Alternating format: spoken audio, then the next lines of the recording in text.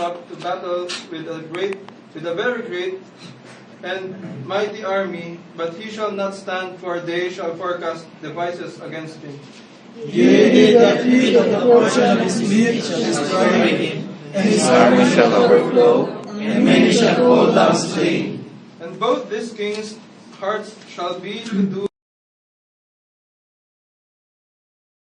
table, but it shall not prosper, for yet the end shall be at the time appointed. Then shall he return to his land with great riches, and his heart shall be against the holy covenant, and he shall do exploits and return to his own land. At the time appointed he shall return and come toward the south, but it shall not be as the former or as the latter.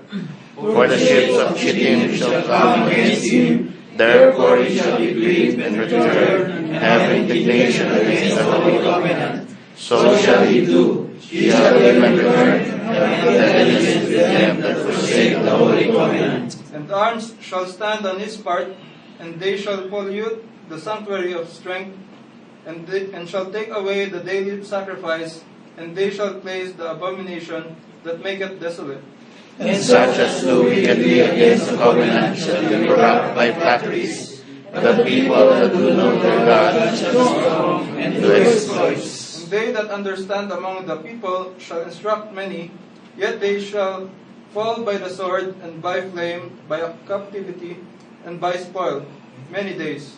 Now when they shall fall, they shall be helped with little help, but many shall cling to them with flatteries. And some of them of understanding shall fall, to try them, and to purge, and to make them white, even to the time of the end, because it is yet for a time appointed.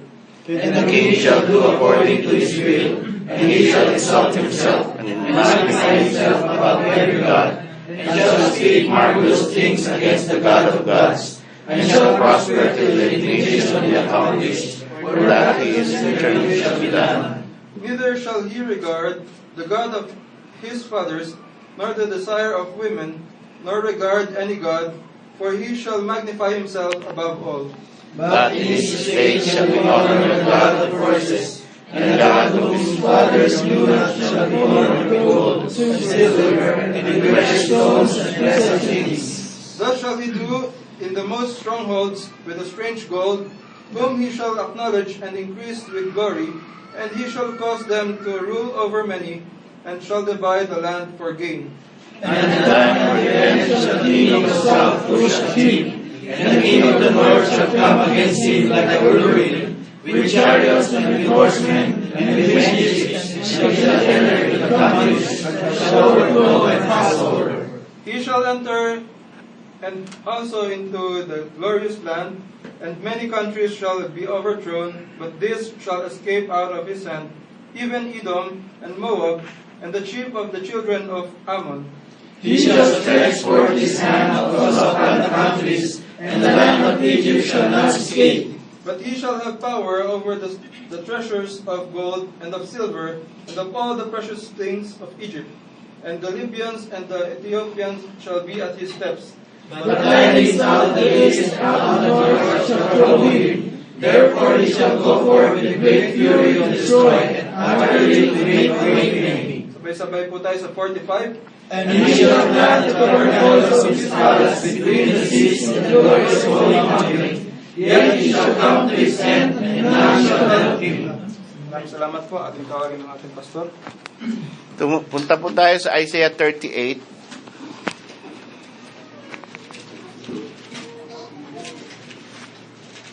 Isaiah 38.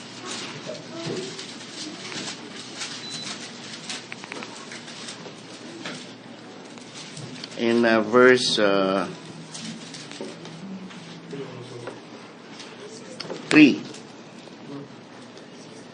I'd like to get your attention with a little phrase, and it says here in the last part of Isaiah 38:3, and Hezekiah wept sore.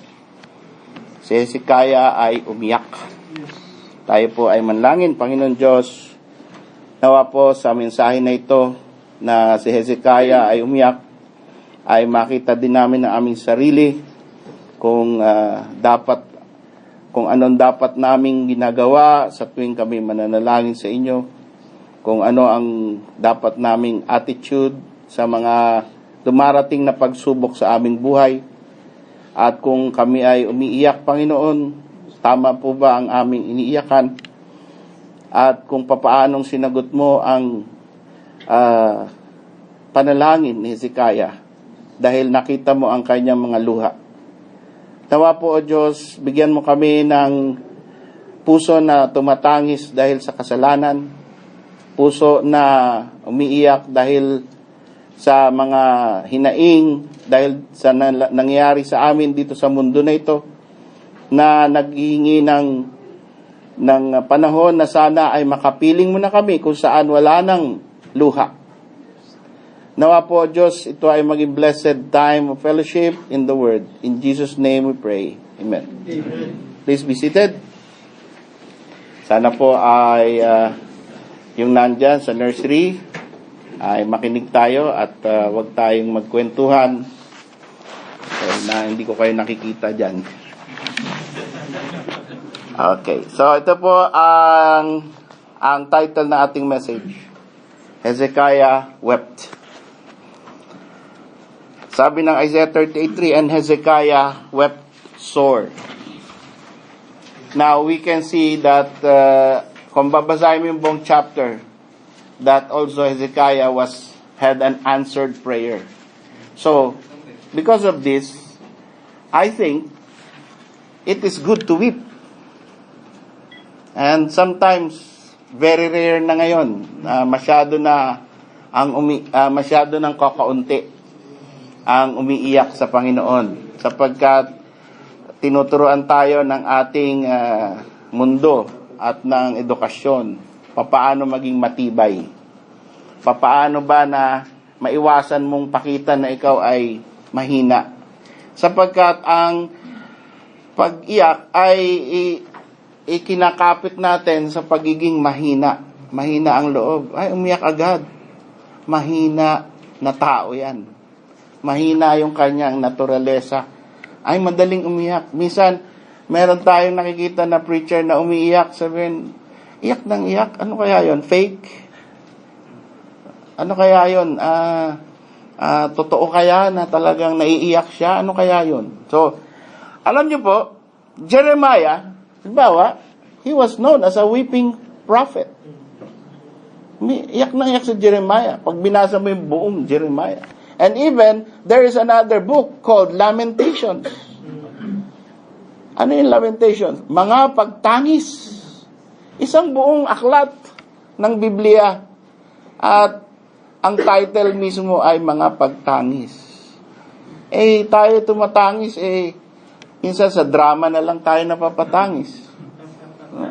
Dadala tayo ng emotion ng mga drama na napapanood natin.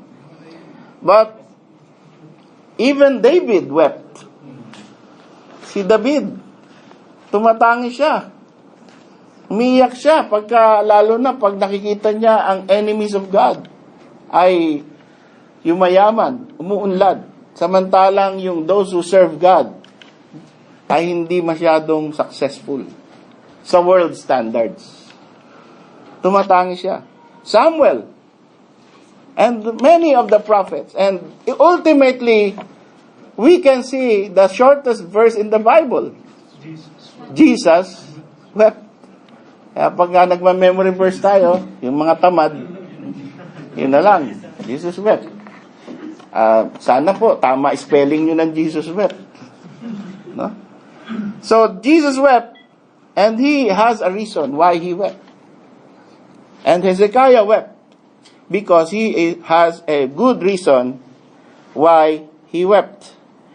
So we should try weeping, not because someone died. That is of course a reason to weep.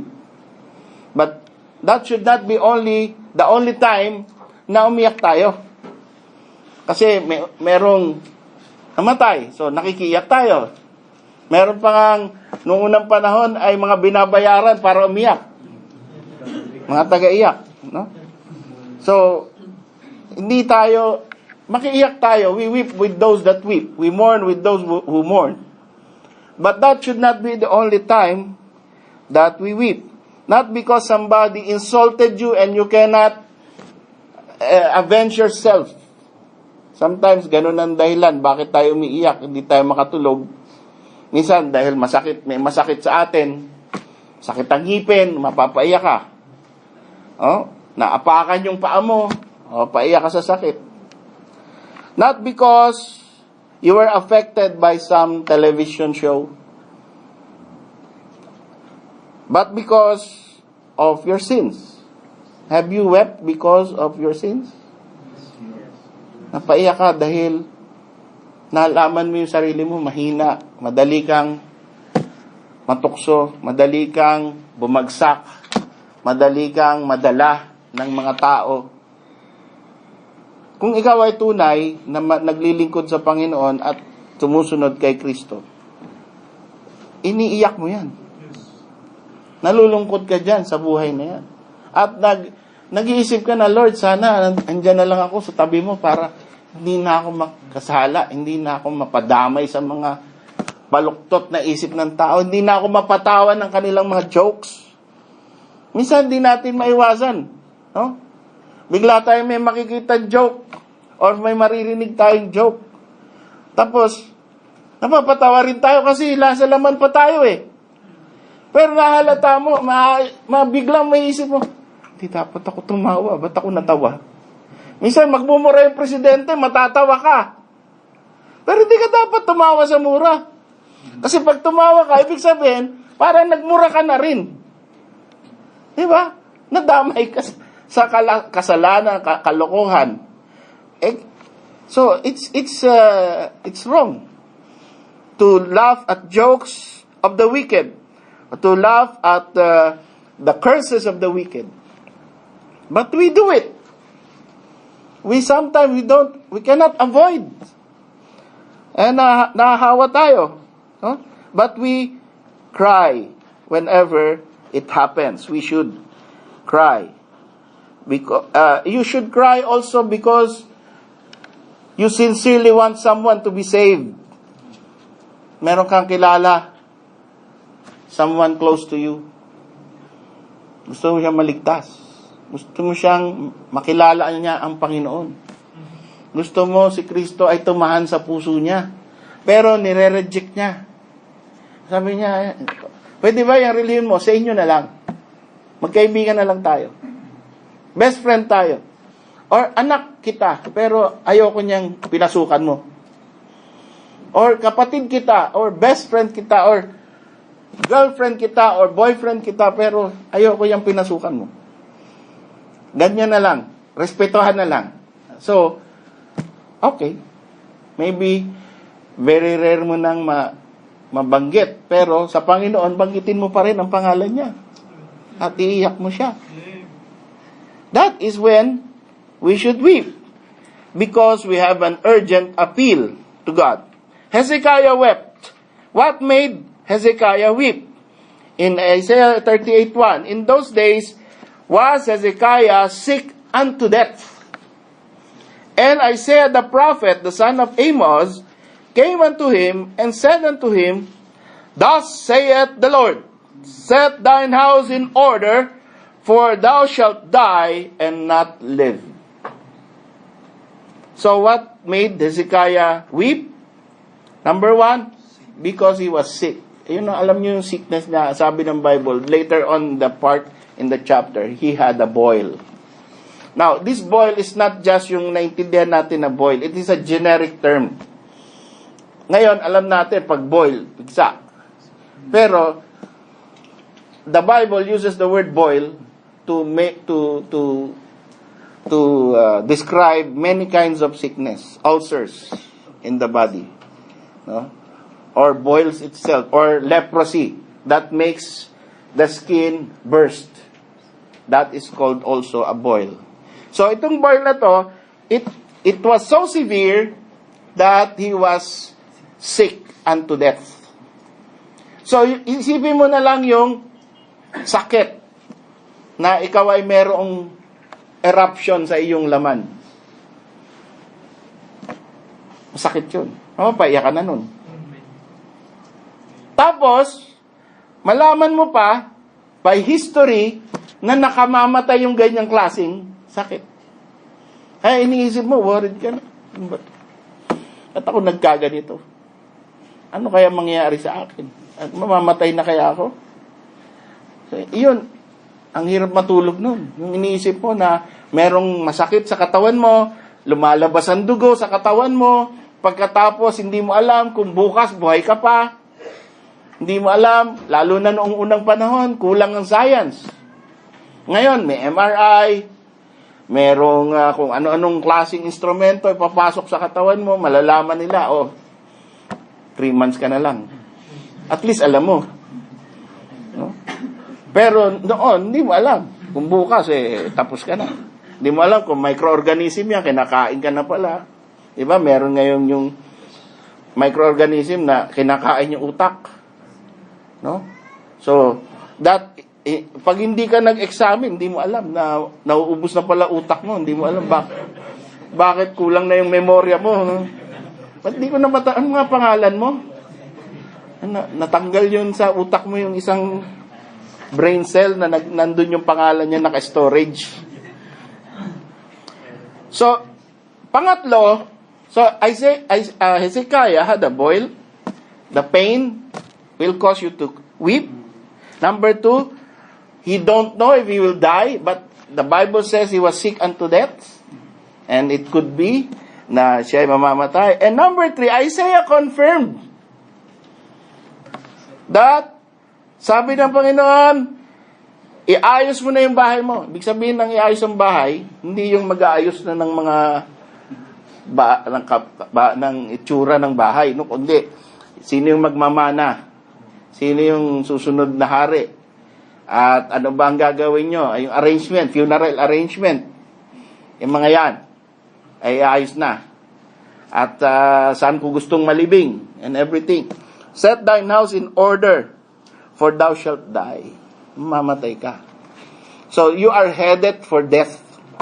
Wala pa namang nakasulat dyan na date na 1 buwan na lang mamatay ka na. Wala naman. No? Kasi later on, binawi in-extend So, walang nakalagay. Pero, yun ang kanya parang warning. No? Mamamatay ka na. Kaya, at hindi ka na mabubuhay. So, dahil doon, siya ay umiyak. God allowed him to be sick. Pero ito, no? Dahil alam na natin yung nangyari, we can say that this is a lesson for us. That God allowed Hezekiah to be sick because He wants to see Hezekiah weep. Sometimes, meron kang sakit, gusto lang ikaw makita ng Panginoon na umiiyak, lumalapit sa Kanya. Yun lang ang purpose. Papagalingin ka rin. Pero, tagal mo nang hindi umiiyak Tagal mo nang hindi lumalapit. May awit niya. How long has it been since you talk with the Lord? How long since your heart knew no burden? How long have you prayed? How long since you stayed on your knees since the light shone through? Yun. So, minsan, hindi na tayo lumuluhod. Short prayers na lang. Hindi na tayo umiiyak. Pinapakita natin matibay tayo. Nakangiti tayo. Well, those prayers are also good. We're not saying, pagka ikaw ay nag-pray tapos nakangiti ka, mali yung prayer mo. Hindi. Pag ikaw ay nag-pray, pagkatas di ka nakaluhod, mali. Hindi. God hears you. God knows your heart. Pero, iba pa rin yung umiiyak ka. Iba pa rin ang dating nung talagang meron kang ibinubuhos na with all your heart sa Panginoon. And that is what happened here. We need to weep. Hezekiah wept. And nung nalaman niya na siya ay may sakit at mamamatay, sa verse 2, then Hezekiah turned his face toward the wall and prayed unto the Lord. Anong binibigay sa atin na picture dito? Noong nalaman ni Hezekiah na siya ay may sakit at ito ikamamatay niya, he turned his face toward the wall. The wall. It's a blank wall. Alam nyo, doon sa Israel, sabi nila, meron daw doon. Nakita naman natin siguro sa Tech TV. Meron doon wailing wall. Doon umiiyak sila. Maybe ginagaya nila si Hezekiah. That is a wall. It's a blank wall. There's no image there. Basta na nagpe-pray lang sila, kailan mo i-redeem ang Israel? Kailan ka babalik? Kailan dadating ang Messiah? No? So, that is the wailing wall.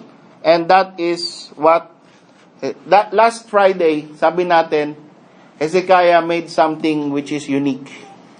Meron siyang papel na inilatag sa Panginoon at in-honor ng Panginoon yon by defeating the enemy.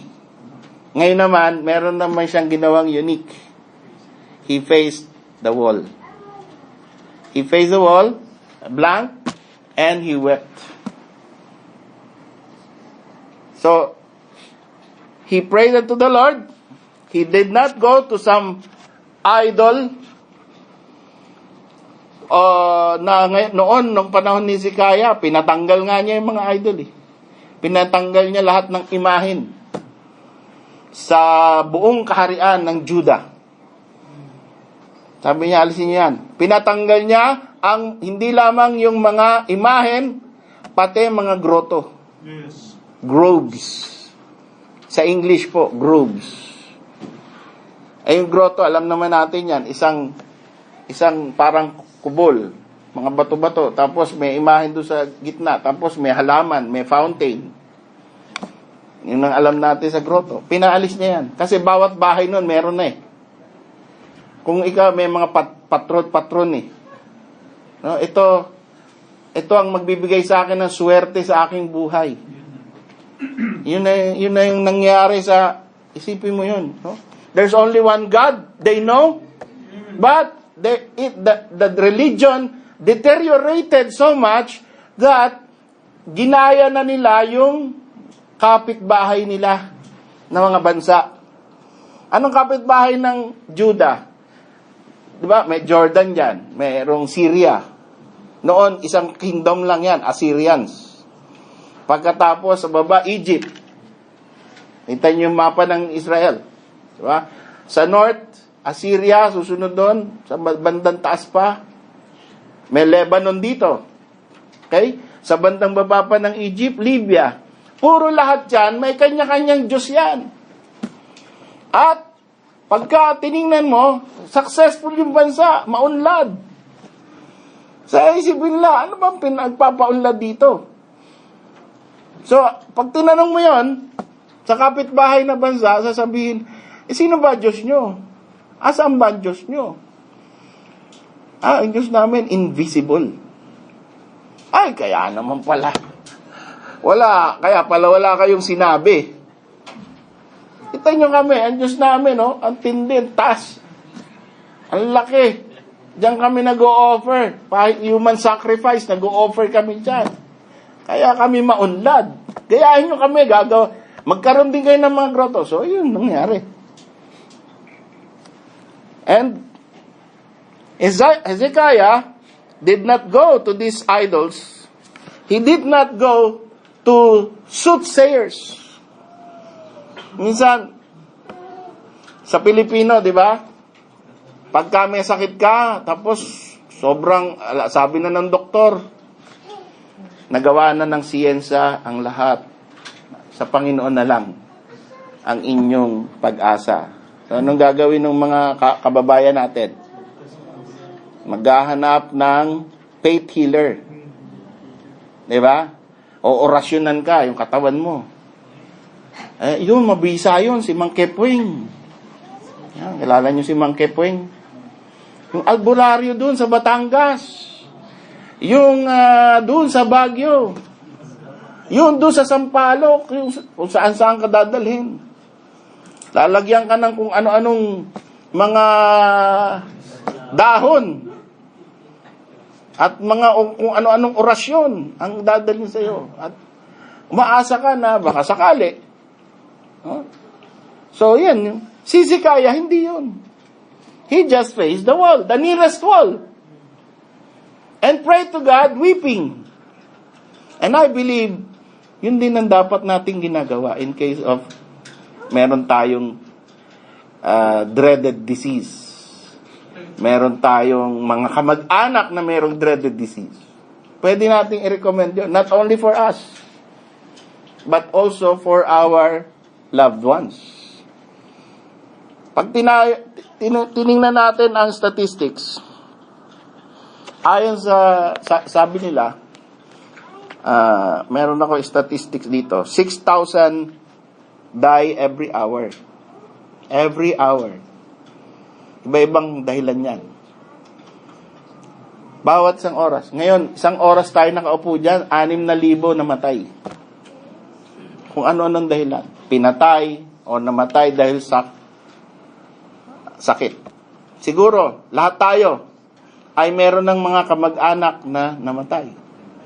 At hindi lamang matatanda ang mga namamatay, pati bata. Merong bagong panganak, namamatay. Merong binata pa, namatay na. Young age. At meron siyempre yung mga magulang. Ang tatay ko po, patay na. Yung asawa ko, yung natatay niya at saka nanay niya, patay na. At meron siyang 2 kapatid na patay na rin. Mga bata pa, mas bata pa sa kanya. At ako ay merong yung mga lolo ko, lahat na lahat. Meron akong 2 auntie na patay na. Yung isang auntie ko, sabi niya, Nilo, pag-pray mo ako, sana makita ko pa yung mga apo ko. Wala pa akong apo. Pero after 1 month, namatay na siya. Colon cancer. So, we don't know what is our life.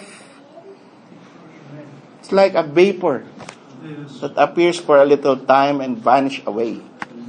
Yan ang buhay natin. And you don't know when you will need this message.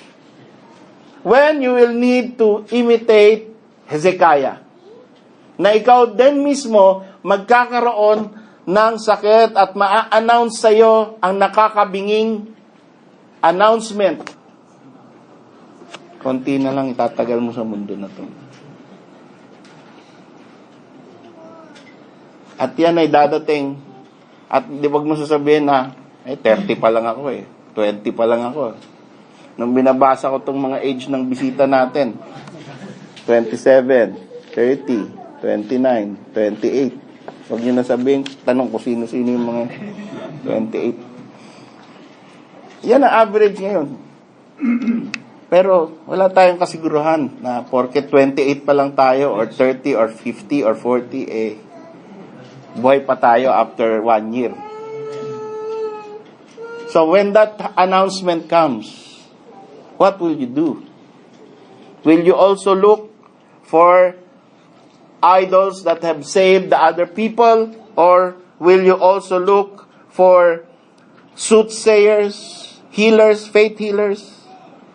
Or will you also go to herbalists na magsasabing, dito ka pumunta, sigurado, remedyo, maggagaling ka?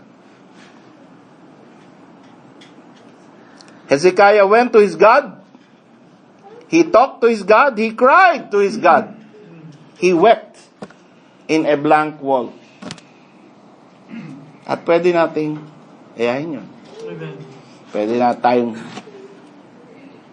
lalo na pag nasa ospital ka.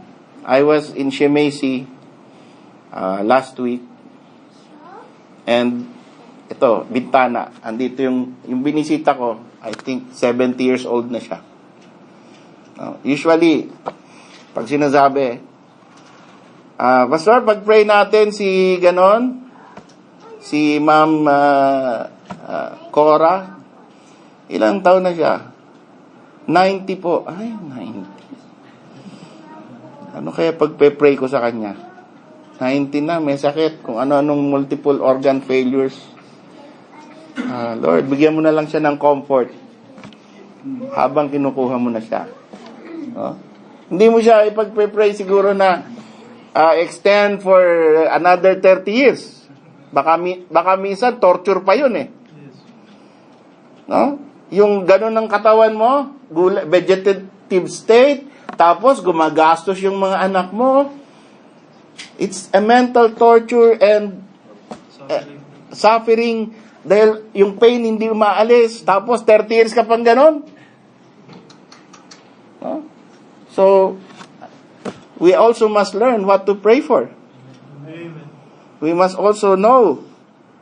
We need the Holy Spirit. We need the instruction of God. Kung ano ang dapat ipag-pray. Not every time pag-pray mo na extend. Pero si Hezekiah, yun ang prayer niya.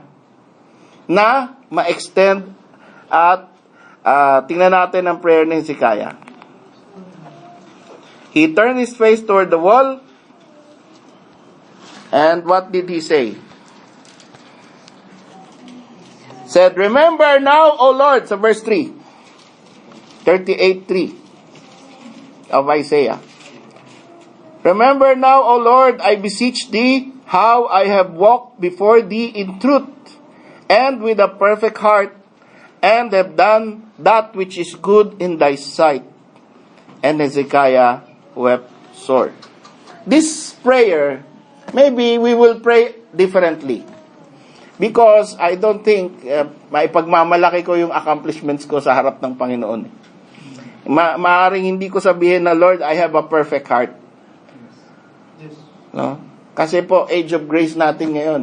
Sabihin natin, Lord, I don't have anything to tell you na ganito ako kagaling na Kristiyano. Sabi nga, my trophies and crowns, my robe stained with sin, was all that I have to give to Him. No? I have nothing to offer the Lord. Pero ito si Hezekiah, maybe the Lord honored his prayer by extending his life. So, kung tayo, maybe the best prayer that we can say is, Lord, gusto pa kitang paglingkuran. Pwede yun.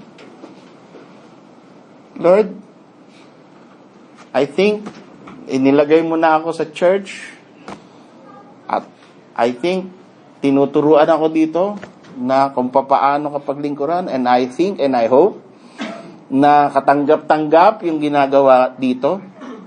And so, Lord, I want to continue this. I want to tell other people about you. So kaya, Panginoon, kung pwede po sana. Sabi ni Paul, to depart and be with the Lord is profitable for me. So, hindi naman tayo takot kung kukunin na tayo ng Panginoon. Pero, kung gusto pa ng Panginoon, makiusap tayo sa Kanya, Lord, sana po, extend mo para mapaglingkuran pa kita. Not just for selfish reasons. Pag tayo mag-pray na, Lord, gusto kong makita yung mga apo ko at kaapu-apuhan ko. At gusto kong yumaman pa, at gusto kong matamasa pa, at makapunta pa ako sa Switzerland. Sana po, hindi pa ako mamatay dahil gusto ko pang ma-explore ang buong mundo. Hindi magandang prayer yun. Ang magandang prayer is because you want to serve God. Therefore, Lord, extend my life. Yun sana. Connect mo sa Panginoon. Connect mo sa kingdom.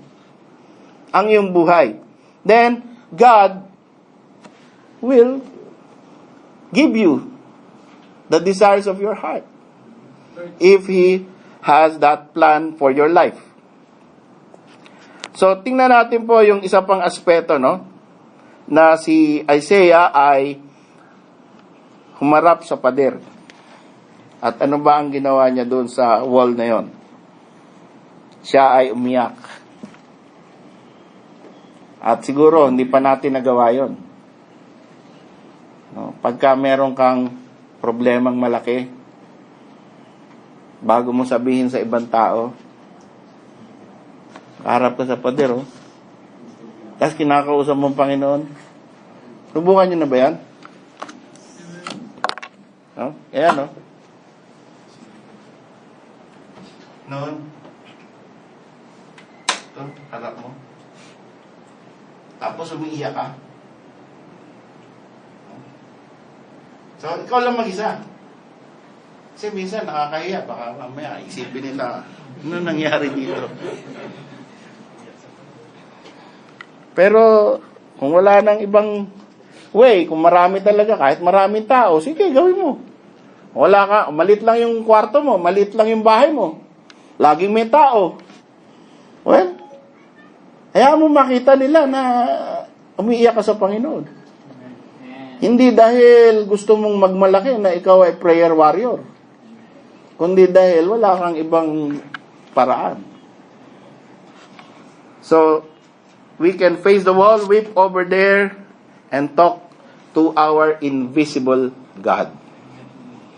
And just cry your heart out. Just say what you want, what you need, and tell Him. Sabi kanina, meron po yung devotion kanina. Sabi ni Brother Rowie, I am glad for our church because I can see many answered prayers. Marami siya nakita answered prayers. At ako din, marami. Marami ako nakita na sinasagot talaga ng Panginoon yung pinapanalangin natin dito. Ayan, nakakatuwa. And so, minsan, magpe-pray ka, gusto mo mag-pray, alam mo na dapat ka mag-pray, at delikado yung pagpe-pray mo, pero, parang, kulang yung faith mo. Alam niyo ang ginawa ng mga apostles sa Luke 17:5? Nung naramdaman nila yon, ang sabi ng Luke 17:5, the apostles asked the Lord, Lord, increase our faith. Pwede mo sabihin yun. Meron kang gusto ipag-pray, pero you don't know that if you have faith enough, kasi nire-rebuke ng Panginoon yung kulang ang pananampalataya. Oh, ye of little faith. Parang na-offend siya. Bakit? Alam nyo na that God is a miracle-working God, that He has many promises to you, and yet, ang liit-liit or halos wala kayong pananampalataya. At minsan, hindi kayo humihingi. That is our fault.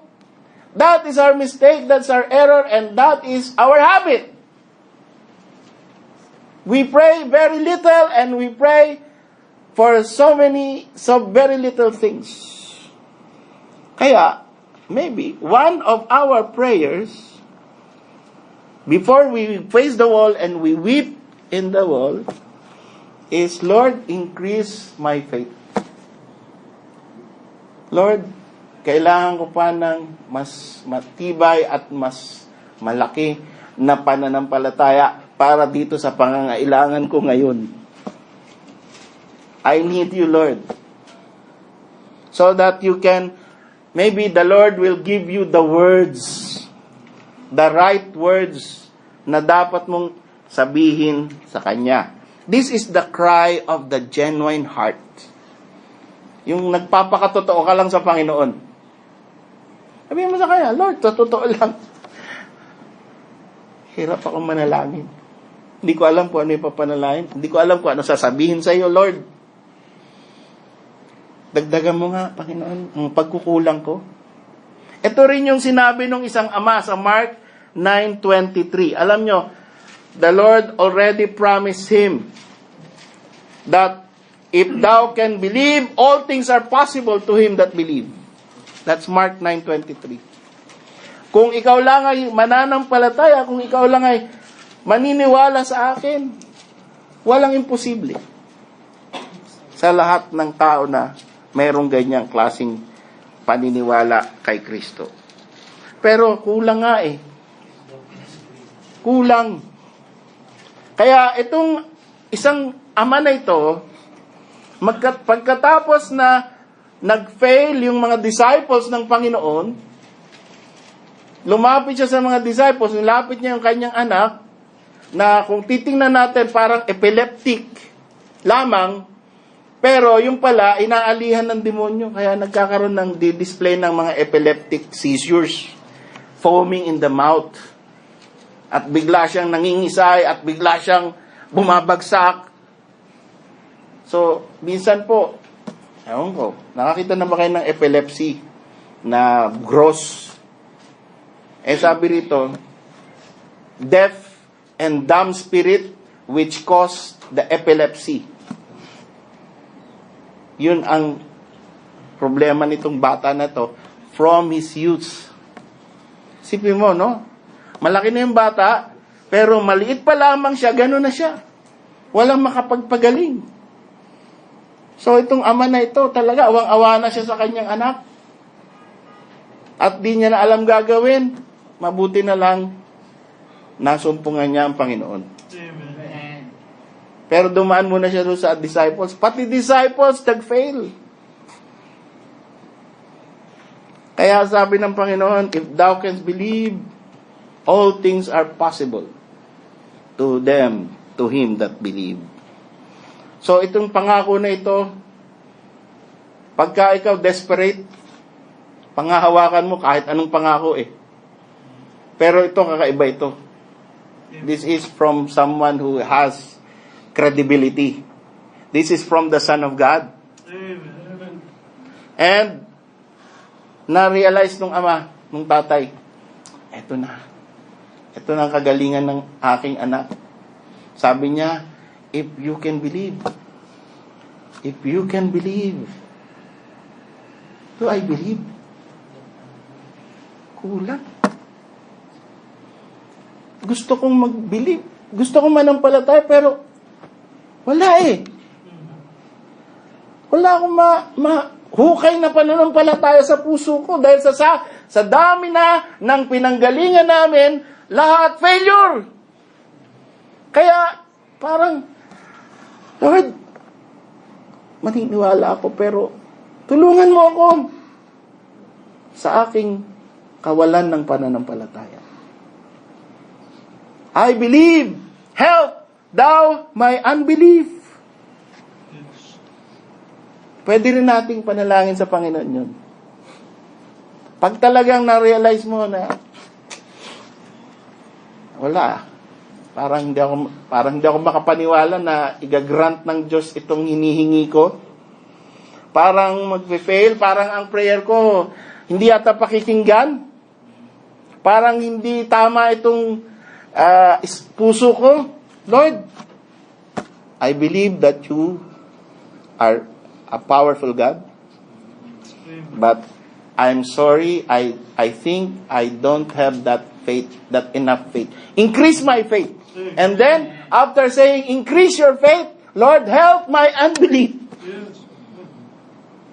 And I believe ito, Hezekiah maybe wept, and he prayed only a short prayer, and maybe iniisip niya rin, nagda-doubt din siya, pakikinggan kaya ako ng Panginoon? O mamamatay na ako bukas? Kagaya nung sinabi ni Isaiah sa akin. This father was given a miracle on that day. So tayo po, mga kapatid, we can have an episode of unbelief, but God can help us in our unbelief. Kung tayo lalapit sa Kanya, yun lang ang kailangan natin eh, no? Lumapit lang tayo sa Kanya, siya nang bahala. Kung ano man ang sitwasyon mo, kamahiya sa Panginoon. Kung ano man ang nasa bibig mo, bitawan mo na yan sa Panginoon. No? Tapos, tuturuan ka ng Spirit eh. kung mali yung una mong sinabi na prayer, marirealize mo yan, mali yata yung sinabi ko. Lord, sorry po sa sinabi ko. Hindi tama yun. Ito po pala ang panalangin ko. Ito po pala ang dapat. Dapat pala igagalang kita, Panginoon. Yung palang unang panalangin ko, bastos pala yung Panginoon. Sorry, Lord. Parang inuutusan kita. Panginoon, mali yun, mali. Ulitin ko ang panalangin. Pwede yun. You can revise your prayer. Because God knows that you lack the wisdom in dealing with God because you are a human being. Kaya merong mga ganyang klaseng hindi lahat ng prayer perfect agad eh. Hindi lahat ng Kristiyano, pag lumapit sa Panginoon, ang gaganda lagi ng mga prayer. Kaya minsan, yung ibang Kristiyano, wala akong alam na magandang prayer, hindi na lang ako magpe-pray. At saka naman yung iba namang Kristiyano, binabasa na lang yung prayer. Kaya may yung Church of England, yung Anglicans or Episcopalians, meron silang tinatawag na prayer book or the common book of prayer. Kaya nakabisado rin nila yan, parang Bible verses din. No? Yung siguro, yung ibang mga bata, baka tinuruan nyo yan, no? Bago ka matulog, ito sabihin mo, Lord, I lay me now down to sleep. I pray the Lord my soul to keep. And if I die before I wake, I pray the Lord my soul to take. Amen. Yan, prayer ng mga bata eh.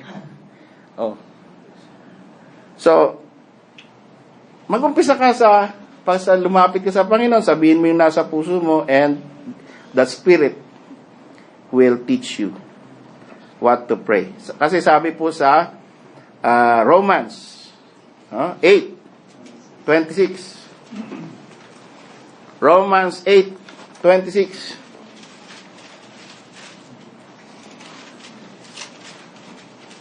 Likewise, the Spirit also helpeth our infirmities, ang ating mga kakulangan, ang ating sakit na prayerlessness, ang ating sakit na lack of faith, infirmity, ang ating sakit na unbelief, ang ating sakit na not knowing the proper words to say.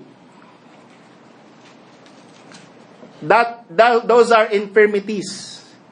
But if you're a Christian, there is a promise here in Romans 8:26 that the Spirit will help you to pray. Tutulungan kang manalangin ng Espiritu ng Diyos sapagkat hindi mo alam kung ano yung dapat mong ipagpe-pray. But the Spirit itself maketh intercession for us. So, hindi ka lamang tuturuan kung ano yung tamang prayer. Hindi ka lamang tuturuan na magkaroon ng mas malaking pananampalataya. Tuturuan ka rin with groanings which cannot be uttered.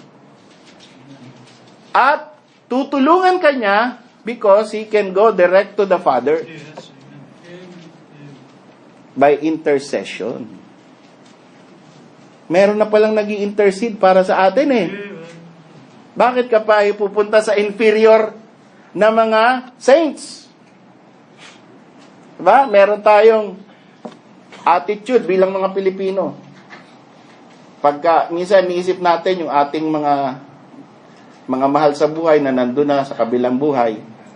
Tay, total, andyan ka na sa kabilang buhay. Panalangin mo na lang ako dyan sa Diyos na ilapit mo na lang ako dyan. Na sabihin mo sa Kanya, ito, hirapan ako sa buhay, tulungan naman ako.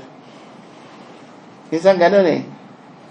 Meron tayong ganung klaseng upbringing or tradition.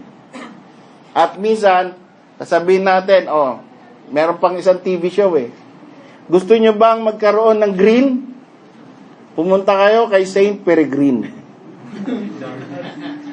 Kakaroon ngayon ng maraming green. Napanood niyo yan? Saint Peregrine. May mga deboto ni Saint Peregrine. Naka-green nga yun eh. No? So, hindi pala kailangan yun eh. Romans 8:26 pala. No? Meron na palang intercessor eh. Bukod sa Panginoong Hesukristo, who intercede for us to the Father because of our sins, we also have the Holy Spirit who intercede for us with the prayers that we cannot utter because we don't know how to pray. Meron ng tumutulong sa atin dun sa langit na pinagpe-pray na rin tayo.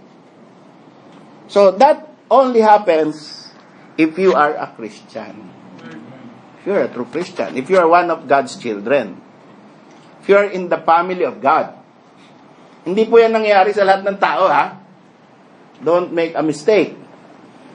That happens to a privileged class. They are called Christians. And in this day and age, marami masyadong nagkiklaim na sila ay Christian. So you better, sabi ni Brother L, examine yourselves whether you be in the faith. Because if you're not in the faith, even though you call yourself a Christian, you are not a real Christian. Examine yourselves. Natasagot ba yung mga panalangin mo? Tinutulungan ka ba ng Espiritu pag di mo alam kung anong papanalangin mo?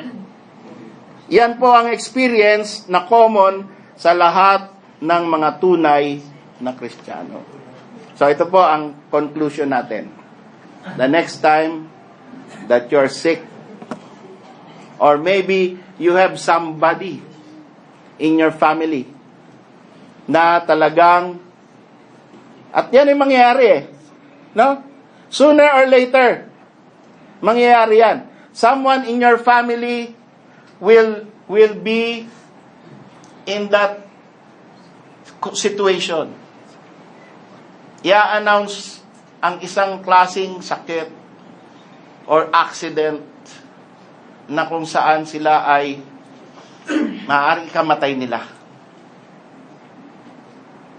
Baka meron sa atin dito na nagkaroon na ng ganong episode sa buhay niya. Konti ka nang mamatay. Pero nandito ka pa rin by the grace of God. Amen.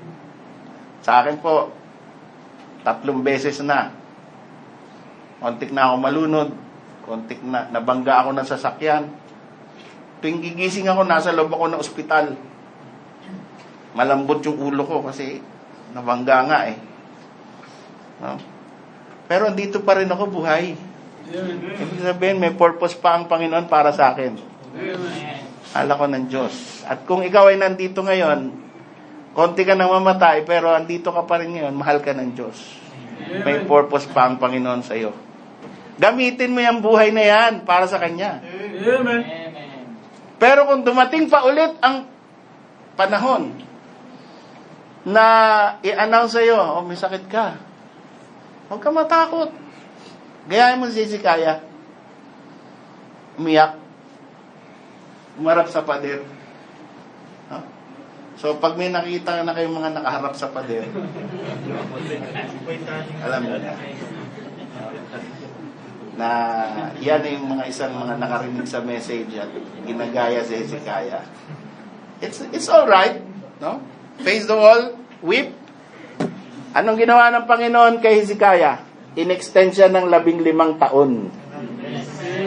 God is powerful. Pag sinabi niya, okay, mangyari. And hindi natin alam if you will be also one of the beneficiaries of extension of life. If God has still a purpose for your life, He will extend your life. You will not die. Kaya ka lang niya bibigyan ng sakit para lang makita niya at matuwa siya sa iyo na lumapit ka sa Kanya na umiiyak. So, lapit tayo. Sumayin po tayo lahat.